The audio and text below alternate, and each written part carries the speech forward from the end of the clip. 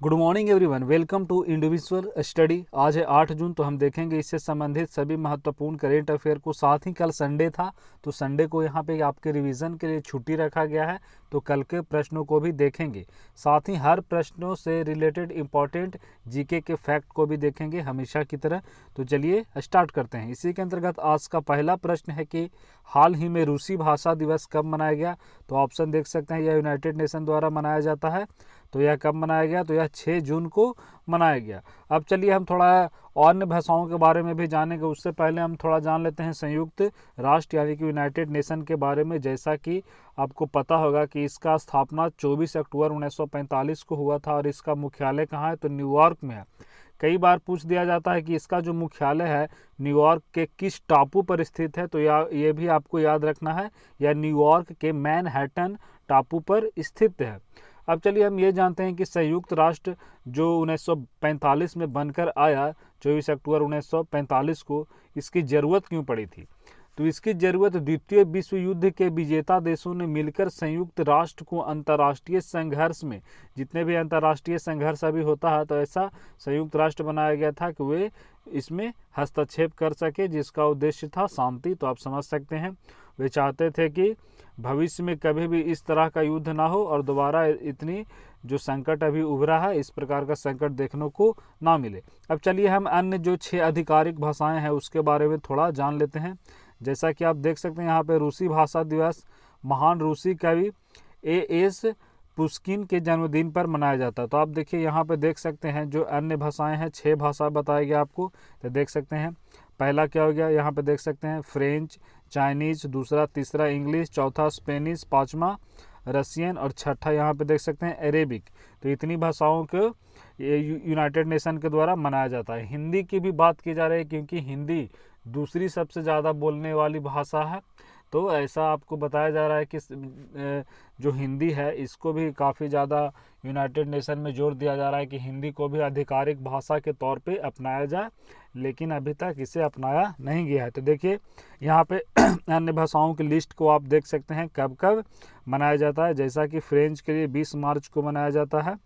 साथ ही international mother language day 21 फरवरी को मनाया जाता है। चाइनीज़ लैंग्वेज डे 20 अप्रैल को। ठीक 3 दिन बाद English language day of at United Nation में। तो ये सारे को आप यहाँ पे देख सकते हैं।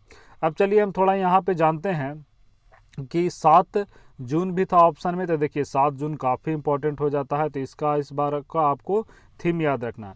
देखिए 7 जून को अभी क्या मनाया गया, तो देखिए वर्ल्ड फूड सेफ्टी डे यानी कि विश्व खाद्य सुरक्षा दिवस। तो यहाँ देख सकते हैं यह क्यों मनाया गया। जितने भी अभी हमारी खान पान है वे थोड़ा गड़बड़ हो चुका है, तो उसी से हमारी खान पान को सही करने के लिए हम अच्छा खाना ले, सुरक्षित खाना ले, उसी के जागरूकता के लिए हम मनाया जाता है। और यह किसके द्वारा मनाया जाता है, तो देख सकते हैं यह यूनाइटेड नेशन की 2 संस्थाएं, वर्ल्ड हेल्थ ऑर्गेनाइजेशन और ये देख सकते हैं जो FAO है यानी कि खाद्य व कृषि संगठन के द्वारा मनाया जाता है। इस बार का थीम आपको इसका याद रखना है। थीम क्यों महत्वपूर्ण हो जाता है, क्योंकि जो 2019 का इसका थीम था वो था क्या, वर्ल्ड फूड सेफ्टी डे का खाद्य सुरक्षा सभी का व्यवसाय। तो इसी बार 2020 में इसकी कोई थीम नहीं रखी गई है, तो पुराने थीम पर ही यह आधारित है। तो 2019 का ही इसका थीम 2020 के लिए है। तो याद रखना है फूड सेफ्टी एवरीवन बिजनेस, यानी कि क्या हो गया, खाद्य सुरक्षा सभी का व्यवसाय है। तो ये आपको यहाँ से रिलेट करके याद रखना है। अब चलिए हम अगले प्रश्न की ओर बढ़े। तो यहाँ पे बताया जा रहा है कि विश्व पर्यावरण दिवस पर आई कमिट जो पहल है इसकी शुरुआत किसके द्वारा की गई है। तो देख सकते हैं अभी हाल ही में जो आई कमिट है इसकी शुरुआत RK सिंह के द्वारा किया गया। RK सिंह कौन है, तो चलिए इनके बारे में थोड़ा जान लेते हैं। जो RK सिंह है बिजली और नवीन यानी कि जो नवीकरणीय ऊर्जा मंत्रालय में राज्य मंत्री हैं। तो देख सकते हैं जो आई कमिट पहल की जिम्मेवारी एनर्जी इफिशियंसी सर्विसेज लिमिटेड की होगी। तो इसमें नवीकरणीय ऊर्जा जितने भी है, जैसे सौर ऊर्जा है, हाइड्रो इलेक्ट्रिक पावर है, तो इन सभी को बढ़ावा दिया जाएगा। तो आपको यहाँ से याद करना। ऑप्शन बी में क्या था, तो वहाँ पे आप देखे होंगे कि अनिल सूरी का बात किया जा रहा था। तो इनके बारे में आपको याद रखना है कि अभी हाल ही में अनिल सूरी जी का निधन हो गया। वे कौन थे, तो वे बॉलीवुड में फिल्म निर्माता यानी कि प्रोड्यूसर थे। अगला ऑप्शन सी में था कि राजीव सिंह, तो राजीव सिंह को अभी डीएलएफ के नए अध्यक्ष के रूप में चुना गया है। तो ये ऑप्शन नियुक्तियां हैं, तो नियुक्तियां से ज़्यादा प्रश्न नहीं बनता है, तो फिर इसीलिए सारों को ऑप्शन एक ही में करके बता दिया गया है। तो आपको यहाँ से रिलेट करके याद रखना है। अगला प्रश्न है कि कौन सी बैंक ने समर ट्रीट्स अभियान शुरू किया है। तो देख सकते हैं जो समर ट्रीट्स अभियान है यह एचडीएफसी बैंक के द्वारा लाया गया है। तो देख सकते हैं हाल ही में लॉकडाउन प्रतिबंधों में ढील के साथ अभी देख सकते हैं लॉकडाउन में थोड़ी छूट दी गई है।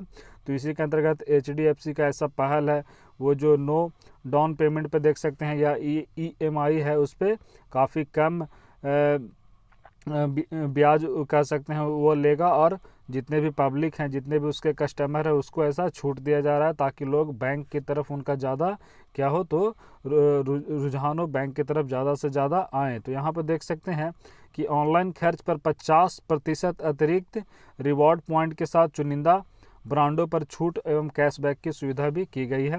अगला प्रश्न देख सकते हैं, बताया जा रहा है कि यह काफ़ी इंपॉर्टेंट है, 2022 में होने वाले महिला एशियाई कप की मेज़बानी कौन सा देश करेगा। तो ऐसा भारत करेगा। तो ये आपको याद रखना है कि 2000 यह किस प्रकार का, तो यह फुटबॉल संबंधित कप की बात की जा रही है कि एशियाई फुटबॉल परिसंघ ने भारत को 2022 महिला एशियाई कप की मेज़बानी की सिफारिश की है। अगला प्रश्न देखिए, यहाँ पे बताया जा रहा है कि हाल ही में safe online learning in the times of कोविड-19 सूचना पुस्तिका किसके द्वारा लॉन्च किया गया है। तो पहले ही बताया गया था कि जो हमारे मानव संसाधन मंत्रालय है उसी के द्वारा इस तरह के लर्निंग की अगर बात की जाए तो लगभग होता है, तो वहीं से आपको रिलेट करके याद रखना है। तो हमारे जो मानव संसाधन मंत्रालय हो गए रमेश पोखरियाल निशंक, उन्हीं के द्वारा किया गया है। तो इसका आंसर ए हो जाएगा। अब यहाँ पे देखिए, यहाँ पे बताया गया है कि हाल ही में शैक्षिक अनुसंधान और प्रशिक्षण परिषद यानी कि एनसीईआरटी, तो एनसीईआरटी का आपको फुल फॉर्म याद रखना है, क्या है, national council of educational research and training. इसकी स्थापना कब हुई थी। तो इसकी स्थापना 1961 में हुई थी।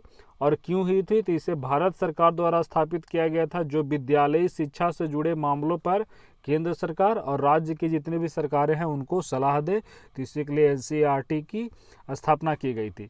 अब इसके बगल में देख रहे होंगे कि यह यूनेस्को के द्वारा भी किया गया था, दोनों से संयुक्त रूप से। तो थोड़ा यूनेस्को के बारे में भी जान लेते हैं कि यूनेस्को का क्या पूरा नाम है। तो United Nation Educational Scientific and Cultural Organization, इसका मुख्यालय फ्रांस की राजधानी पेरिस में है। इसके अध्यक्ष कौन है, तो इसके अध्यक्ष हैं आंद्रे ओजोलो। और इसकी स्थापना कब हुई थी, तो 4 नवंबर 1945 को। और भारत यूनेस्को का अध्यक्ष कब बना, यूनेस्को का सदस्य कब बना, तो यह ठीक एक साल बाद 1946 में बना था। तो ये सारी आपको यहाँ से रिलेट करके याद रखनी है। अब चलिए हम अगले प्रश्न के बढ़े। तो यहाँ पे ये देखिए, ये काफ़ी इंपॉर्टेंट है। बताया जा रहा है कि राष्ट्रीय बाघ संरक्षण प्राधिकरण के आंकड़ों के अनुसार किस भारतीय राज्य में बाघों की सबसे अधिक मौत हुई है।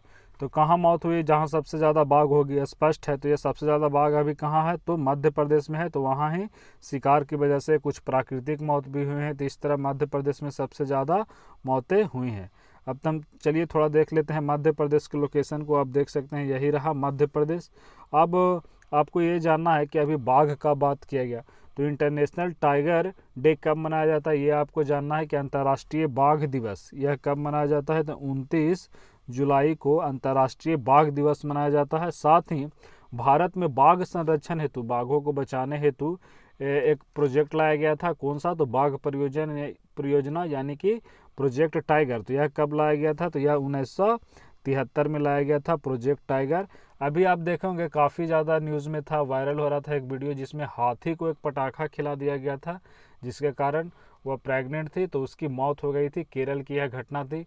तो इससे पहले ही हाथियों को बचाने के लिए, हाथी में काफ़ी ज़्यादा कमी आ रही थी उसकी संख्या में, तो हाथी को बचाने के लिए पहले ही एक हाथी परियोजना भी लाया गया था कि हाथी की संख्या को बढ़ाया जाए। तो यह परियोजना कब लाया गया था, तो यह 1992 में लाया गया था। तो लेकिन अभी जो हाथी वाला घटना हुआ काफ़ी दुखद था। तो इससे आप रिलेट करके याद रखिएगा कि जो हाथी परियोजना है वह कब स्टार्ट किया गया था, तो 1992 में। और कहाँ से स्टार्ट किया गया था, तो झारखंड के सिंहभूम जिले से स्टार्ट किया गया था। अब चलिए हम अगले प्रश्न की ओर बढ़े। तो यहाँ पे बताया जा रहा है कि देखिए, इससे हम आज काफ़ी ज़्यादा जो जीके है वहाँ पे से इसे रिलेट करके देखेंगे। यहाँ पे है कि किस संगठन ने पीपीई पहनने वाले को बिना पसीना बहाए आराम महसूस करने की मदद के लिए सुमोरो पैक्स नामक उपकरण विकसित किया। अभी जैसा कि आपको बताया गया था कि जो पीपीई किट है यानी कि पर्सनल प्रोटेक्टिव इक्विपमेंट, यह पूरा शरीर को ढकने का कार्य करता है। अभी गर्मी भी ज़्यादा है तो पसीना काफ़ी ज़्यादा आता है, जिससे जितने भी कोरोना वॉरियर्स हैं जो हमारे लिए लड़ रहे हैं तो उनको दिक्कतें आती है। तो उसी के लिए डीआरडीओ ने एक ऐसा पहल शुरू किया है जो उससे पसीना काफ़ी कम आएगा या ना के बराबर आएगा और उनको मदद करेगा। तो यह किसके द्वारा किया गया है? तो इसका आंसर हो जाएगा ये डीआरडीओ के द्वारा। अब चलिए डीआरडीओ के बारे में तो आपको पता होगा, इसका स्थापना कब हुआ था डीआरडीओ का। तो जो डीआरडीओ है इसकी स्थापना 1958 में हुआ था। अब ऑप्शन बी में देख सकते हैं यहाँ पे इसरो का बात किया गया। तो इसरो का स्थापना कब हुआ था? तो चलिए इसरो के बारे में महत्वपूर्ण बातें जान लेते हैं। इसरो यानी कि इंडियन स्पेस रिसर्च ऑर्गेनाइजेशन, तो इसरो की स्थापना 1969 में 15 अगस्त को हुआ था। अब चलिए हम भारत के कुछ महत्वपूर्ण जो इसके उपग्रह हैं उसके बारे में जान लेते हैं। भारत का पहला उपग्रह कौन था? तो भारत का पहला उपग्रह आर्यभट्ट था, जिसे 1975 में प्रक्षेपित किया गया था। और किसके मदद से? तो सोवियत संघ की मदद से प्रक्षेपित किया गया था। हालांकि लगभग 5 दिन बाद यह अब काम करना बंद कर दिया गया था, लेकिन फिर भी यह भारत का पहला है, तो याद रखना। अगर पूछ दे कि भारत द्वारा पहला, वो तो रसिया के सहयोग से किया था, यानी कि सोवियत संघ के। अगर भारत खुद से अपना पहला प्रक्षेपण यान कौन सा विकसित किया था? तो ये आपको याद रखना 1980 में भारत के द्वारा किया गया था। तो कौन सा उपग्रह था? ये रोहिणी था। तो ये आपको याद रखना है। रोहिणी कब आया था अस्तित्व में? तो 1980 में इसे SLV-3 से भेजा गया था, लॉन्च किया गया था। अब हाल ही में आप देखोगे कि चंद्रयान फर्स्ट के तौर पर चंद्रयान सेकंड अभी 2019 में लॉन्च किया गया था, जिसमें क्या हुआ था? तो वहाँ पे चंद्रमा पे लैंड करते वक्त जो हमारा वो विमान था वो क्या हुआ था? तो वहाँ पे उसमें खराबी आ गई थी। तो ये भी याद रखना है कि इससे पहले चंद्रयान फर्स्ट है वह कब लाया गया था? तो 2008 में, और चंद्रयान सेकंड 2019 में। इससे पहले आपको याद होगा भारत ने 2014 में एक सफल परीक्षण किया था, किसका? तो मंगलयान का। तो ये भी आपको याद रखना है कि जो मंगलयान है 24 सितंबर 2014 को भेजा गया था। भारत अपने पहले ही प्रयास में यह कदम था, जो मंगलयान जो उसका कदम था उस पर सफलता पाया था। अन्य देश जितने भी इस पे गए हैं वो पहले प्रयास में नहीं पहुंच पाया था, लेकिन भारत पहले प्रयास में पहुंच गया था। तो ये काफ़ी महत्वपूर्ण हो जाता है। साथ ही आपको ये भी जानना है कि 2017 में इसरो के बारे में जा रहे हैं, तो इसरो की एक और बड़ी उपलब्धि थी कि 2017 में इसरो ने एक साथ 104 सैटेलाइट को प्रक्षेपित किया था। तो यह भी इसरो से काफ़ी ज़्यादा महत्वपूर्ण हो जाता है। तो इतनी सारी बातों आपको इसरो से रिलेट करके याद रखना। अगला प्रश्न है कि वाहन मित्र योजना किस राज्य सरकार की एक पहल है? तो देख सकते हैं वाहन मित्र योजना, आंसर दिख गया होगा आपको, यह आंध्र प्रदेश की एक पहल है। इसके द्वारा क्या किया जाएगा? तो जितने भी टैक्सी या ऑटो चालक हैं उनको, जितने भी कोविड-19 से अभी प्रभावित हुए 10,000 रुपये की वित्तीय राशि प्रोवाइड किया जाएगा। अब चलिए थोड़ा हम आंध्र प्रदेश के लोकेशन को देख लेते हैं पिछले मैप में। ये देख सकते हैं तेलंगाना 2014 में इससे अलग हुआ था 2 जून को ही। तो ये आपका ये देख सकते हैं, ये क्या है आपका? ये आंध्र प्रदेश है। आंध्र प्रदेश की सीमा देख रहे होंगे स्पष्ट रूप से कहाँ कहाँ से लग रही है। अब चलिए हम थोड़ा आंध्र प्रदेश के बारे में जानते हैं कि यहाँ के पहले इसकी स्थापना कब हुई थी? तो भाषा के आधार पर अलग होने वाला पहला भारतीय राज्य था जो भाषा के आधार पर अलग हुआ था। तो इसकी स्थापना 1 अक्टूबर 1953 को हुई थी। कैपिटल कहाँ है इसकी? अमरावती है। यहाँ के सीएम कौन है? YS जगनमोहन रेड्डी, गवर्नर विश्व भूषण। अब यहाँ के 2 नेशनल पार्क के बारे में आपको जानना है। जो पहला है श्री वेंकटेश्वर नेशनल पार्क और दूसरा राजीव गांधी नेशनल पार्क। तो ये आपको यहाँ से रिलेट करके याद रखनी है। अब चलिए हम अगले प्रश्न की ओर बढ़ें।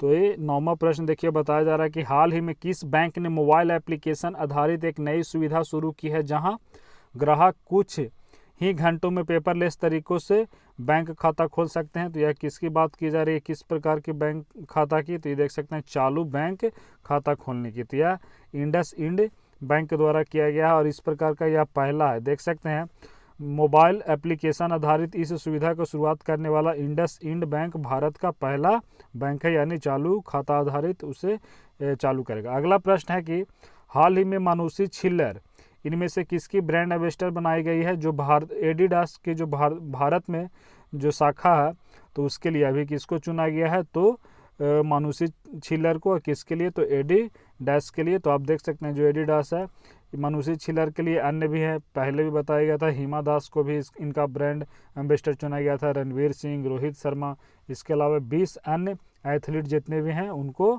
चुना गया है।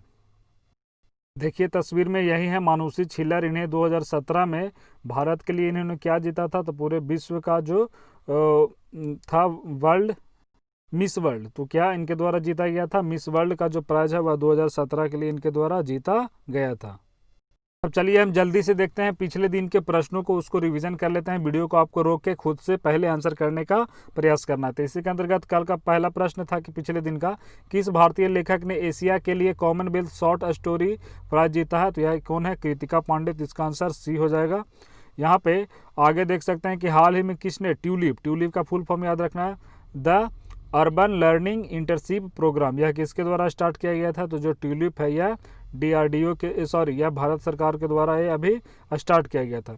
अगला प्रश्न है कि स्पंदन अभियान, तो यह आपको याद रखना है कि जो स्पंदन अभियान है यह जितने भी मानसिक तनाव या डिप्रेशन में चले गए हैं, कहाँ के पुलिसों के लिए बात की जा रही थी, तो छत्तीसगढ़ की। तो इसका आंसर ए हो जाएगा। अगला प्रश्न है कि हाल ही में किसने पेमेंट्स इंफ्रास्ट्रक्चर डेवलपमेंट फंड बनाने की घोषणा की है, तो ऐसा किसके द्वारा किया गया है, तो RBI के द्वारा ऐसा किया गया था। WTO यानी कि वर्ल्ड ट्रेड ऑर्गेनाइजेशन में भारत के नए राजदूत कौन चुने गए हैं, तो यहाँ पे देख सकते हैं अभी जो WTO है वहाँ पे ब्रजेंद्र या नवनीत को चुना गया था। तो इसका आंसर ए हो जाएगा। नेक्स्ट है कि जनवरी 2021 में यूनिक ट्विन समिट की मेज़बानी कौन करेगा, तो देख सकते हैं ऐसा किसके द्वारा किया जाएगा, विश्व आर्थिक मंच के द्वारा किया जाएगा। किस केंद्रीय प्रदेश के उपराज्यपाल ने सरकारी कर्मचारियों के लिए सैलरी ट्रैकर मोबाइल ऐप मेरा वेतन, तो मेरा वेतन अभी किसके द्वारा लॉन्च किया गया था, तो यह यहाँ पे देख सकते हैं जम्मू और कश्मीर के द्वारा किया गया था। नेक्स्ट है कि इनमें से किसके द्वारा शहरी क्षेत्रों में वन आवरण बढ़ाने के उद्देश्य से नगर वन कार्यक्रम का शुभारंभ किया गया था, तो नगर वन कार्यक्रम का भारत सरकार के द्वारा अभी शुरू किया गया है। केंद्रीय पर्यावरण मंत्री कौन है, तो प्रकाश जावड़ेकर। अगला प्रश्न है कि हाल ही में स्किल रजिस्टर किस राज्य के द्वारा शुरू किया गया था, तो यह हिमाचल प्रदेश के द्वारा शुरू किया गया था। कौन सा राज्य गरीबी रेखा से नीचे रहने वाले लोगों को फ्री इंटरनेट प्रदान करने वाला पहला राज्य, तो K-Phone केरल के बारे में बताया गया था। इससे आपको याद रखना है, देखिए K-Phone के बारे में बताया गया था, केरल फाइबर ऑप्टिक नेटवर्क।